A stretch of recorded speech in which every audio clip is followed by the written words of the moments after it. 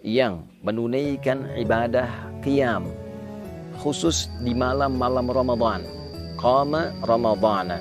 Jadi qiyam ini baik itu qiyamul lail sifatnya, baik itu tahajud ataupun witir, dikerjakannya khusus di malam-malam Ramadan, bukan di luar malam Ramadan.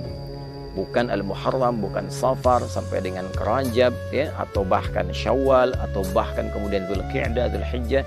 Ini khusus sepanjang malam Ramadan saja.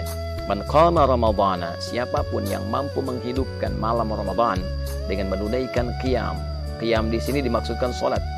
Karena redaksi salat di dalam Al-Qur'an seringkali diiringi dengan turunan kata qama.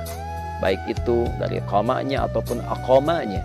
Aqama yuqimu iqamatan, aqimus salah, yuqimunas salah, aqimis salah. Bahkan sebelum salat ada iqamah untuk memberikan isyarat kepada kita kesiapan untuk menghadirkan kekhusyuan sebelum menunaikannya. Man qama Ramadhana, siapapun yang menunaikan, menghidupkan malam Ramadan, menunaikan salat dengan penuh kekhusyuan, imanan, dan dia kerjakan salat ini karena Allah. Bukan karena trennya orang bangun dia bangun. Bukan karena trennya orang menunaikan sholat ini berjamaah, dia ikut berjamaah. Bukan karena trennya menunaikan sholat di masjid fulan, masjid X, masjid yang ramai, lalu dia ikut ke situ hanya untuk mengupdate statusnya. Bukan. Dia kerjakan semua ini untuk mengharapkan ridha Allah Subhanahu wa taala. Wahtisabah, dan dengan keikhlasannya ini dia berharap benar ridha Allah, pahala dari Allah, seraya dia menghidupkan nilai evaluasi bagi dirinya. Dia evaluasi dirinya, dia bermuhasabah. Ghufira lahu ma taqaddama min dzambi. Sama persis kalimatnya. Maka ia berpeluang mendapat ampunan Allah Subhanahu wa taala dari semua dosa yang pernah ia kerjakan selama hidupnya.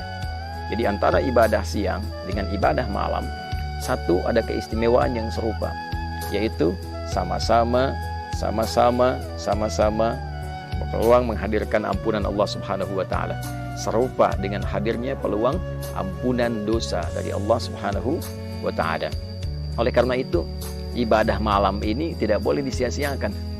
Jadi sebagian ulama bahkan berkomentar jika ada orang yang menunaikan puasa di terbit fajar sampai dengan maghrib menjelang malam itu, dia menunaikan puasa dengan sempurna, benar puasanya, tapi dia tidak mengerjakan qiyam di malam harinya, tidak menunaikan sholat di malam harinya, maka seakan ia tidak mendapatkan kesempurnaan Ramadan. Karena ia berpeluang mendapatkan ampunan di siang harinya, sementara malamnya dia tidak mendapatkan anugerah